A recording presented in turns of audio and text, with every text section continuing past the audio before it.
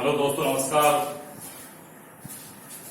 अपन बात कर रहे थे मेवाड़ वंश चल रहा था अपना, और इससे पहले अपन ने बात की थी पिछली वीडियो में राणा सांगा के बारे में अपन ने बात की थी। अपन ने देखा कि राणा सांगा का मुकुट किसने धारण किया, झाला अज्जा के द्वारा राणा सांगा का मुकुट धारण किया गया। और फिर मूर्छित अवस्था में राणा सांगा को बसवा लाया गया और पिलची यानी कालपी यानी एमपी में राणा सांगा की मृत्यु हो गई थी। मांडगढ़ में उसका दाह संस्कार किया गया, वहीं पर उसकी छतरी बनी हुई है राणा सांगा। बाबर ने तोप खाने का प्रयोग किया था जो उसने अफगानी उसी का था, जबकि युद्ध पद्धति का प्रयोग किया जिसके कारण उसकी विजय हुई। वो युद्ध पद्धति थी तुलुकमा युद्ध पद्धति, तुलुकमा युद्ध पद्धति। तो राजपूताना में सबसे पहले तोप खाने का प्रयोग इस युद्ध में किया गया था, खानवा के युद्ध के अंदर, याद रहे आपको। और जो बाबर के प्रमुख जो तोपची थे, एक तो था मुस्ताफ अली कुली और दूसरा था रूमी खां। मुस्ताफ अली कुली और दूसरा कौन था, रूमी खां। फिर बात की जाए भाई, राणा सांगा की मृत्यु हो गई। राणा सांगा की मृत्यु के पश्चात मेवाड़ का शासक बना महाराणा रतन सिंह। हेडिंग डाल दीजिए आप, महाराणा रतन सिंह। तो महाराणा रतन सिंह के बारे में बात की जाए तो महाराणा रतन सिंह यानी 1528 से ये चल रहा है आपका मेवाड़ वंश, या ये बात करें गोहिल वंश, मेवाड़ वंश या गोहिल वंश। तो महाराणा रतन सिंह 1528 से 1531 ईस्वी, 1528 से 1531 ईस्वी। तो भाई महाराणा रतन सिंह के सांगा की मृत्यु पश्चात ये महाराणा सांगा का ज्येष्ठ पुत्र था। महाराणा सांगा का ज्येष्ठ पुत्र किसका, महाराणा सांगा। तो यह शासक बना। तो महाराणा सांगा की मृत्यु के पश्चात यह शासक बन गया। फिर उसके बाद बात की जाए महाराणा रतन सिंह और बूंदी के शासक हाड़ा सूरजमल, इन दोनों के मध्य युद्ध हुआ और दोनों एक दूसरे के हाथों वीर गति को प्राप्त हुए। इस तरह कुछ ही समय तक ये शासन कर पाया कौन भाई, राणा रतन सिंह या महाराणा रतन सिंह। फिर बात की जाए नेक्स्ट, इसके बाद आता है जो अगला शासन बना, आपको पता है कर्मावती के दो पुत्र थे। कर्मावती कौन थी, महाराणा सांगा की पत्नी, महाराणा सांगा की पत्नी, जिसके दो पुत्र थे, एक था विक्रमादित्य और दूसरा था उदय सिंह। दूसरा कौन था, उदय सिंह। तो अपन बात करें महाराणा विक्रमादित्य। ध्यान दीजिए आप, महाराणा विक्रमादित्य 1531 से 1536 ईस्वी, 1531 से 1536 ईस्वी। कौन भाई, महाराणा विक्रमादित्य। ध्यान दो, ये कह सकते हैं यह मेवाड़ का अयोग्य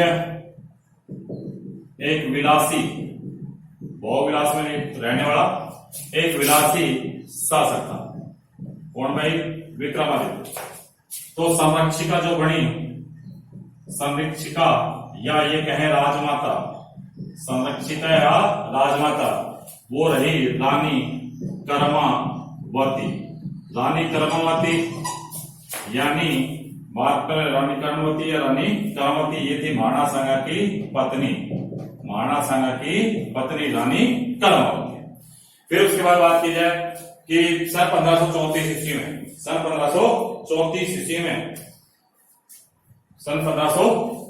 ईस्वी में गुजरात के बहादुर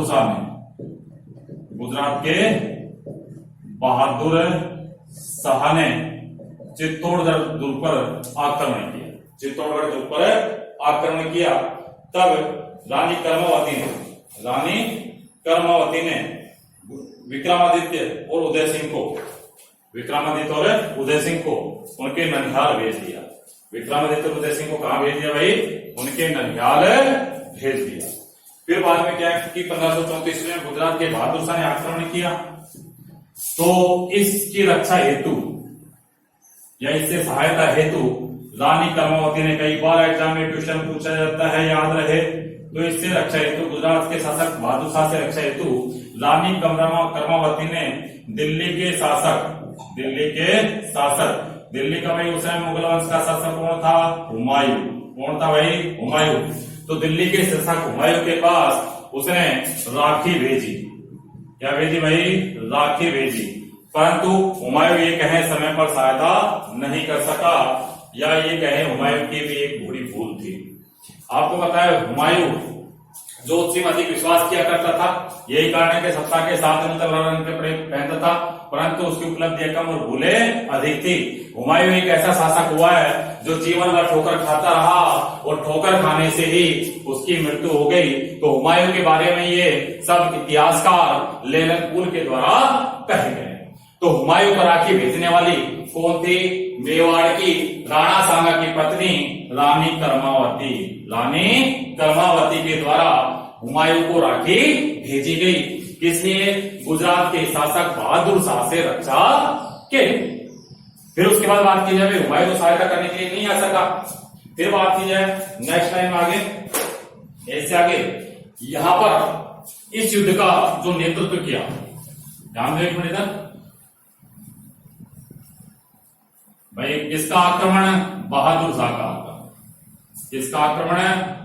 सन 1534 ईस्वी में। किसका आक्रमण है? गुजरात के बहादुर शाह का। गुजरात के बहादुर शाह का मेवाड़ पर आक्रमण। मेवाड़ पर आक्रमण। रानी कौन थी? रानी कर्मावती। रानी कौन थी? कर्मावती। तो यहां पर क्या हुआ भाई कि इस युद्ध में देवलिया कहाँ है भाई? प्रतापगढ़। देवलिया कहाँ है? प्रतापगढ़। देवलिया के ठाकुर बाघ सिंह के नेतृत्व में, देवलिया के ठाकुर बाघ सिंह के नेतृत्व में, बाघ सिंह के नेतृत्व में युद्ध हुआ और सभी राजपूत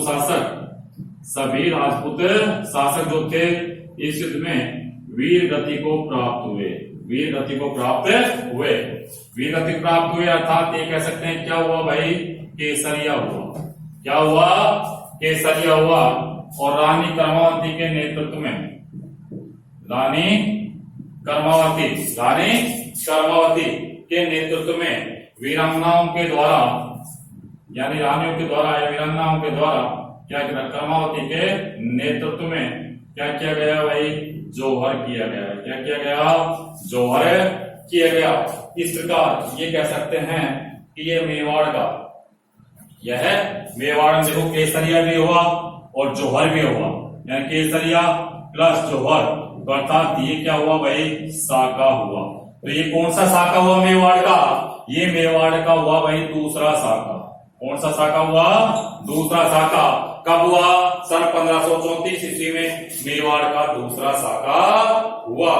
फिर उसके बाद बात की जाए, इसके अंदर विक्रमादित्य की पत्नी जवाहर भाई ने भी जोहर व्रत किया था। यह रानी कर्मावती और विक्रमादित्य की पत्नी कौन भाई? जवाहर भाई के द्वारा भी जोहर व्रत किया गया था। और आपको पता है राणा सांगा के एक पुत्र था भोजराज, जिसकी पत्नी कौन थी? मीराबाई। कौन थी भाई? मीरा, जिसे जो अपने कृष्ण भक्त थे उसकी पत्नी की मृत्यु अल्पायु हो गई थी। तो विक्रमादित्य के द्वारा ही मीरा को, या जो राणा जी ने इसका प्याला भेजा, तो वो राणा जी कौन थे? राणा जी थे विक्रमादित्य। तो विक्रमादित्य के द्वारा ही मीराबाई को यातनाएं दी गई थी। फिर क्या हुआ भाई? ये कह सकते हैं कि ये जोहर हो गया। कब हुआ? 1534 ईस्वी में। या मेवाड़ का दूसरा साका हुआ। प्रथम साका कब हुआ था मेवाड़ का? 1303 ईस्वी में। कब हुआ था? 1303 ईस्वी में। फिर क्या हुआ भाई? 1536 ईस्वी में। 1536 ईस्वी में। 1536 ईस्वी में यानी पृथ्वीराज सिसोदिया, आपको पता है राणा सांगा का बड़ा भाई, तो पृथ्वीराज सिसोदिया की दासी थी पूतल दे। दासी कौन थी भाई? पूतल दे। किसकी दासी? पृथ्वीराज सिसोदिया की दासी कौन थी? पूतल दे। और उसका पुत्र हुआ बनवीर। कौन हुआ भाई? बनवीर ने 1536 ईस्वी में विक्रमादित्य की हत्या कर दी। किसकी हत्या कर दी? विक्रमादित्य की हत्या कर दी। फिर उसके पश्चात बात की जाए, किसने हत्या की? बनवीर, और मेवाड़ पर अधिकार कर लिया। वह उदय सिंह को भी मारना चाहता था। किसको मारना चाहता था भाई? उदय सिंह को भी मारना चाहता था, परंतु आपको पता है अपने त्याग, शौर्य और बलिदान के लिए प्रसिद्ध कौन? पन्ना राय। कौन भाई? पन्ना राय ने अपने पुत्र चंदन का बलिदान देकर, अपने पुत्र चंदन का बलिदान देकर महाराणा उदय सिंह को फूलों की टोकरी में छिपाकर कहां पर पहुंचाया था? कुंभलगढ़ दुर्ग पहुंचाया और उनकी सुरक्षा की। उस समय कुंभलगढ़ का जो सूबेदार था, कुंभलगढ़ का जो सूबेदार था वो कौन था भाई? आशा देवपुरा। कौन था? आशा देवपुरा। इस तरह यानी इतिहास में पन्ना राय स्वामी भक्ति और बलिदान के लिए प्रसिद्ध, जिसने अपने पुत्र का बलिदान देकर महाराणा उदय सिंह का रक्षा की। यानी ये कह सकते हैं कि मेवाड़ में राजाओं के शासक, वहां साथ साथ उनके जो दासी दासियां, उनमें भी शौर्य और भक्ति भरी हुई थी। एक इसी कारण से मेवाड़ के शासकों को या मेवाड़ वंश को हिंदुआ सूरज के नाम से भी जाना जाता है। एक इतिहास में स्वर्णिम इतिहास इसका भाई मेवाड़ का इतिहास। किसका इतिहास है? मेवाड़ का इतिहास। फिर उसके बाद बात की जाए, अगला शासक आ गया आपका राणा उदय सिंह। तो हेडिंग डालिए आप, राणा उदय सिंह। राणा उदय। तो भाई अगला आ गया अपना महाराणा उदय सिंह। तो हेडिंग डाल दीजिए आप, महाराणा उदय सिंह। महाराणा उदय सिंह। महाराणा उदय सिंह। महाराणा उदय सिंह की बात की जाए तो 1537 से 1572 ईस्वी, 1537 से 1572 ईस्वी। फिर इसके बाद बात की जाए, देखो ध्यान दो भैया, याद रहे भाई महाराणा उदय सिंह का जन्म, महाराणा उदय सिंह का जन्म।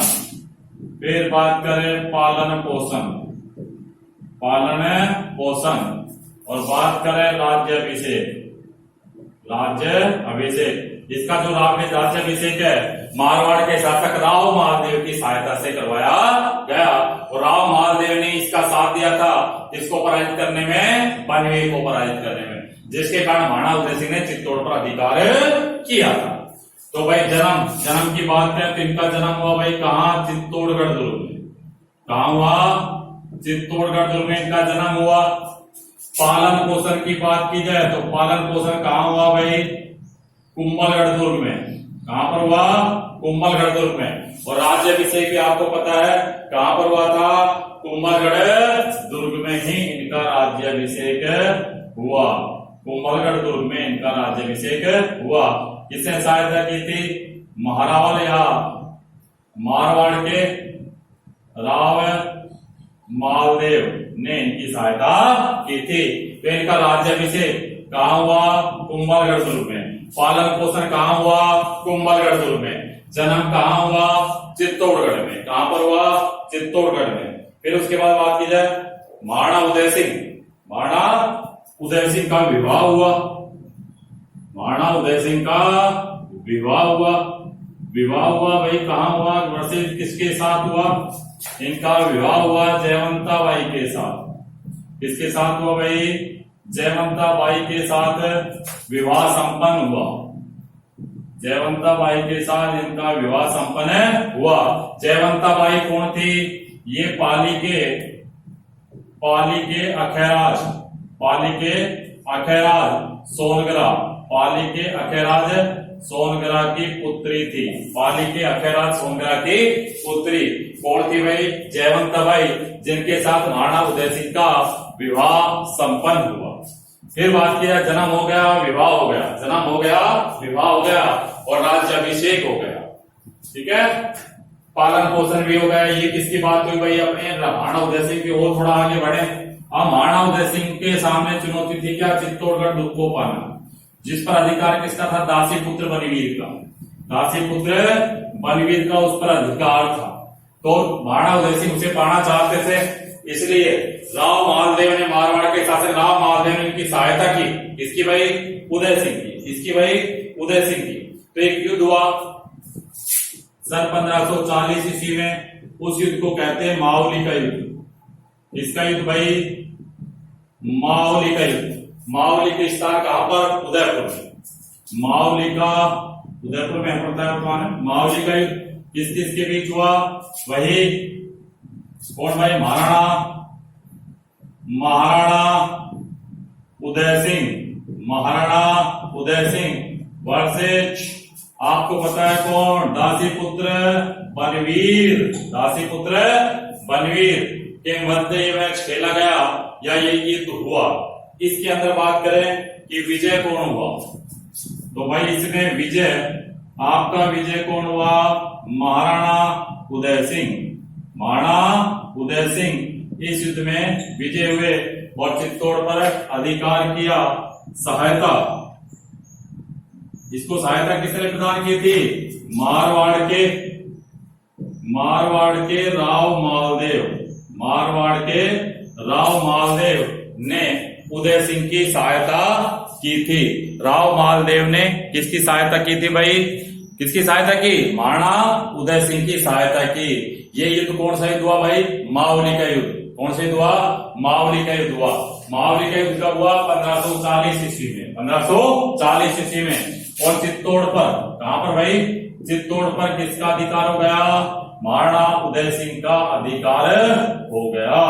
चित्तौड़ पर अधिकार हुआ किसका? महाराणा उदय सिंह का अधिकार हो गया।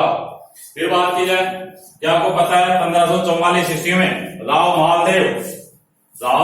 मालदेव और शेरशाह सूरी, जो मारवाड़ी इतिहास के अंदर पढ़ेंगे, शेरशाह सूरी और राव मालदेव के मध्य युद्ध हुआ था।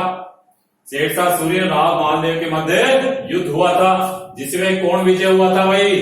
शेरशाह सूरी विजय हुआ था, जिसमें कहा गया था कि मैं एक मुट्ठी भर बाजरे के लिए हिंदुस्तान की बादशाह को दांव पर लगा बैठा था। क्योंकि उसमें युद्ध में राव मालदेव उपस्थित नहीं था। वह युद्ध उसके सेनापति जयमल और तर्क के द्वारा लड़ा नहीं, जरता और पूपा के द्वारा लड़ा गया। अब उसके बाद बात की जाए कि नेक्स्ट आगे बढ़े, तो यहां पर भी मेवाड़ की तरफ भी बढ़ा था शेरशाह सूरी। तो इसने क्या है कि उसको, शेरशाह सूरी को पहले ही उसकी अधिकता स्वीकार कर ली और उसको चाबियां भिजवा दी थी शेरशाह सूरी को, उदय सिंह ने। और उदय सिंह मेवाड़ पर जो शेरशाह सूरी ने अपना प्रतिनिधि नियुक्त किया, वो कौन नियुक्त किया था? ख्वास खां को। किसको भाई? ख्वास खां को नियुक्त किया था। फिर आगे बढ़े, तो ध्यान दीजिए आप आगे कि भाई एक आगे बढ़ते हैं तो 1557 में एक युद्ध का उल्लेख मिलता है। पढ़ रहे हैं अपन, क्या पढ़ रहे हैं? महाराणा उदय सिंह, महाराणा उदय सिंह अपन पढ़ रहे हैं। महाराणा उदय सिंह अपन पढ़ रहे हैं, यानी 1537 से 1572 यही चल रहा है अपना। तो मैं बता रहा था आपको 1557 ईस्वी में एक युद्ध हुआ जिसे बोलते हैं हरवाड़ा का युद्ध। कौन सा युद्ध बोलते हैं भाई? हरवाड़ा का युद्ध। 1557 ईस्वी में हरमाड़ा का युद्ध। हरमाड़ा का युद्ध कब है?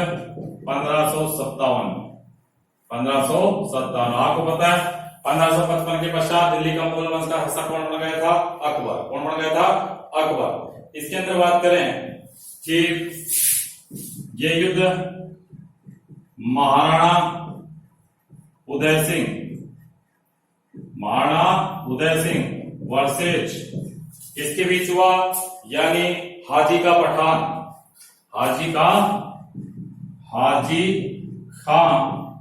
पठान। ये किसके द्वारा नियुक्त किया गया था? ये नियुक्त किया गया था अकबर के द्वारा। किसके द्वारा नियुक्त भाई? अकबर के द्वारा नियुक्त अजमेर का सूबेदार था। कौन था भाई? हाजी का पठान। कहां का सूबेदार? अजमेर का सूबेदार। कहां का सूबेदार है? अजमेर का सूबेदार। किसने नियुक्त कर रखा था? अकबर ने। इस युद्ध के अंदर दो इतिहासकार हैं, उनके अनुसार इस युद्ध की विजय के बारे में बात की जाए, इस युद्ध के विजय के बारे में बात की जाए तो इस युद्ध में विजय हुआ था उदय सिंह। कौन विजय हुआ था भाई? उदय सिंह। ये बात है गोपीनाथ के अनुसार।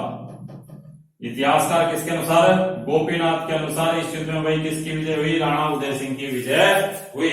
जबकि कवि श्यामल दास ने कहा था उदय सिंह की इस युद्ध में पराजय हुई थी, पर गोपीनाथ के अनुसार इस युद्ध में विजय कौन हुआ था? महाराणा उदय सिंह विजय हुआ था। फिर आगे बढ़ते हैं कि आपको पता है कि सन 1559 ईस्वी में, सन 1559 ईस्वी में एक महत्वपूर्ण नगर की स्थापना हुई। बताइए कौन सा नगर स्थापित हुआ? हाँ बोलिए, ये बताइए, आप बताओ कौन सा नगर स्थापित हुआ, बताओ। तो 1559 ईस्वी में एक नगर स्थापित हुआ जो उदय सिंह ने स्थापित किया। कौन सा नगर स्थापना की भाई? उदयपुर नगर की। किसकी स्थापना की? उदयपुर नगर की स्थापना की गई। किसने की भाई? उदय सिंह ने। किसने की? उदय सिंह ने। और उदयपुर को मेवाड़ की स्थायी राजधानी बनाया। उदयपुर को मेवाड़ की स्थायी राजधानी बनाया। किसने बताओ? महाराणा उदय सिंह ने। फिर उसके पश्चात बात की जाए, उदय सिंह ने उदयपुर में मोती नगर के महल, उदयपुर में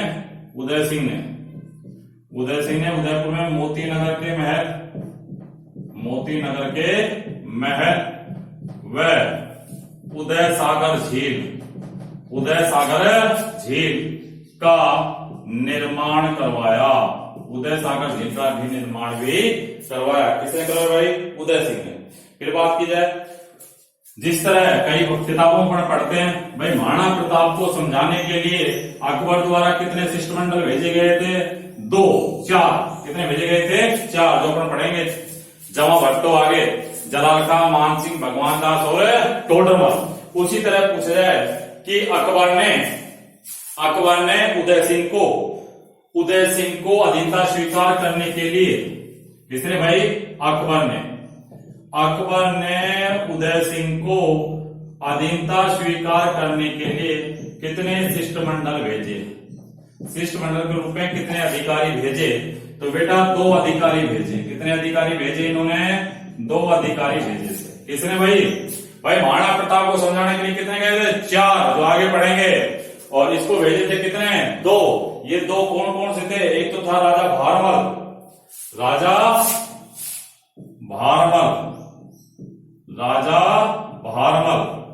कहां का? ये आमेर का शासक। कहां का भाई? आमेर का शासक। दूसरा बात की जाए, एक गया था अगला भगवंत दास। कौन था भाई? भगवंत दास। और इसके साथ ही गया था टोडरमल। ये कहां का था? आमेर का। अब बात की जाए, अपन ने बताया 2 अधिकारी हो गए। उदयपुर नगर किसने बसाया? उदय सिंह ने। अगर आपसे पूछे उदयपुर नगर की स्थापना किस स्थान पर की गई है, तो उदयपुर नगर की स्थापना की गई धूनी नामक स्थान पर। कौन से स्थान पर भाई उदयपुर नगर बसाया गया है? धूनी नामक स्थान पर उदयपुर नगर की स्थापना की गई है। कौन से स्थान पर है? धूनी। कौन सा भाई? धूनी नामक स्थान पर। कौन से स्थान पर? धूनी नामक स्थान पर उदयपुर नगर बसाया गया है। फिर बात की जाए, महाराणा उदय सिंह ने अकबर की अधीनता को अस्वीकार किया। महाराणा उदय सिंह ही जिसने यानी अकबर की अधीनता को अस्वीकार किया। यह एक है मेवाड़ का प्रथम शासक। मेवाड़ का प्रथम शासक जिसने अकबर की अधीनता को अस्वीकार किया, यानी कौन था? महाराणा उदय सिंह। ठीक है। अब बात की जाए भाई, अकबर मेवाड़ पर विजय पताका फहराना चाहता था। इस तरह समझाने का प्रयास किया महाराणा उदय सिंह को, परंतु महाराणा उदय सिंह ने मना कर दिया। तो युद्ध होना निश्चित था। तो भाई युद्ध की घड़ी आ गई जब राजपूतों का रक्त बहा और पूरी चित्तौड़गढ़ भूमि खूनों से या रक्त से लाल हो गई। और वो युद्ध हुआ जहां पर नरसंहार हुआ। अकबर द्वारा पहली बार नरसंहार के आदेश दिए गए। और वो युद्ध हुआ 1567-68 1567-68 ईस्वी। ध्यान दीजिए आप इधर, अकबर का चित्तौड़ पर आक्रमण, अकबर का चित्तौड़ पर आक्रमण। ध्यान दीजिए इधर, अकबर का चित्तौड़ पर आक्रमण। अकबर का कहां आक्रमण भाई? चित्तौड़ पर आक्रमण। अब बात की जाए, स्वयं अकबर सेना लेकर आया,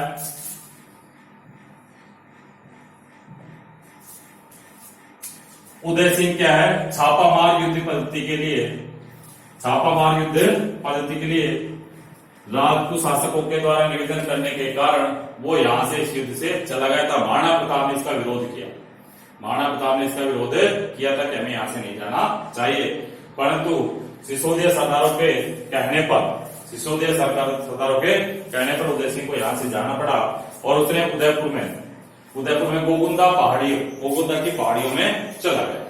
यानी उदय सिंह कहां चला गया? गोगुंदा की पहाड़ियों की ओर चला गया छापामार युद्ध करने के लिए। अब बात की जाए, उदय सिंह यहां से चले गए और किले की जो जिम्मेदारी दी गई, किले की जिम्मेदारी दी गई जयमल और फत्ता को, जयमल और फत्ता को यहां की किले की जिम्मेदारी दी गई। जयमल मेड़तिया, जयमल राठौड़, इसको ही शरण दी थी महाराणा उदय सिंह ने, जिसके कारण ये युद्ध हुआ था। और फतेह सिंह सिसोदिया, ये दोनों आपस में जीजा साले थे, जयमल और फतेह सिंह। जयमल मेड़तिया को महाराणा प्रताप अकबर उदय सिंह ने यानी शरण प्रदान की थी। फतेह सिंह और एक और साथी इनके यहाँ पर उपस्थित थे, जिन्हें 4 भुजा वाले हाथ देवता कहा जाता है। किसको भाई? वीर कल्ला जी ने इसी युद्ध के अंदर प्रसिद्धि पाई थी। वीर कल्ला जी को 4 भुजा वाला देवता या 4 हाथों वाला देवता भी कहा जाता है। तो फत्ता सिसोदिया, जयमल मेड़तिया, इन्हें यहाँ की जिम्मेदारी दी गई। तो क्या हुआ भाई? इन्होंने युद्ध किया किससे? अकबर से इन्हें वीरता से युद्ध किया कि एक बार अकबर की सेना पराजित की ओर मुड़ने लगी। या ये कहें कि ये इतनी वीर गति से यानी लड़े कि अकबर की सेना को एक बार पीछे हटना पड़ा। इस युद्ध में क्या हुआ कि जयमल के दोनों पैर कट गए, तब फतेह सिंह वीर गति प्राप्त हो चुका था। तो वीर कल्ला जी ने क्या किया?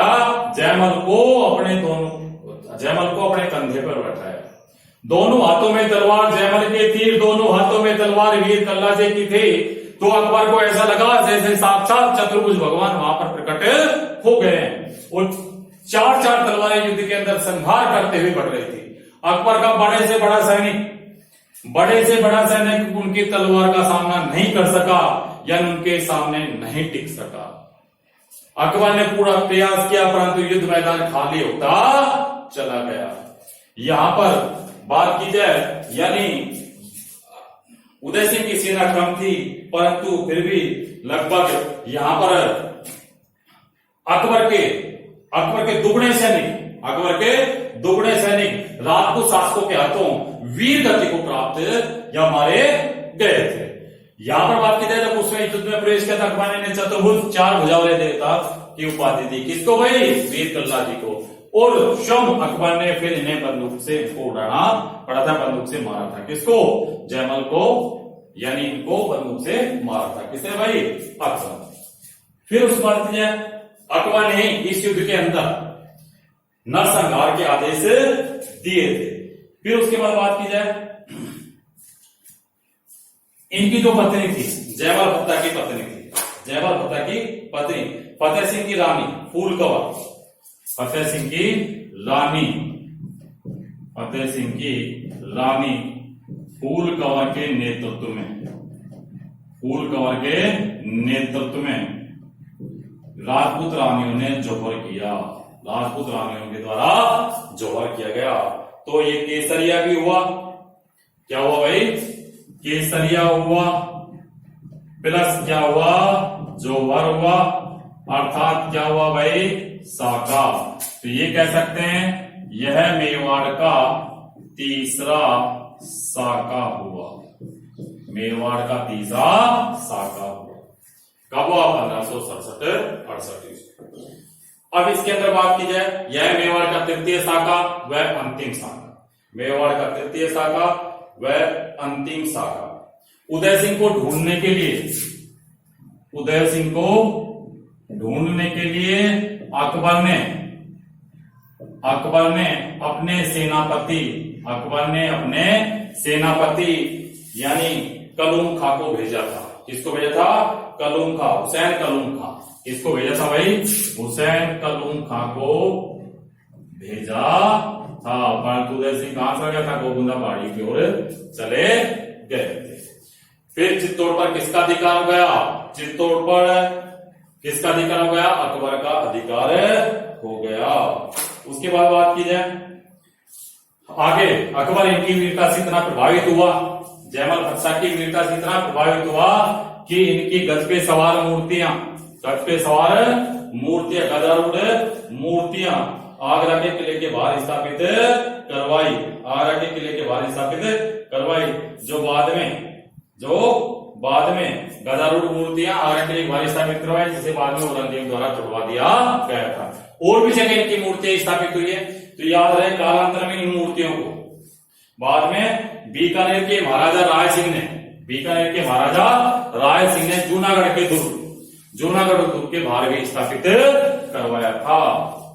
फिर उसके बाद जयमल फतह की छतरी, जयमल और वीर कल्ला जी की, जयमल और वीर कल्ला जी की छतरी चित्तौड़गढ़ दुर्ग में स्थित है। कहां पर स्थित है, चित्तौड़गढ़ दुर्ग में किस स्थान पर, हनुमानपुर।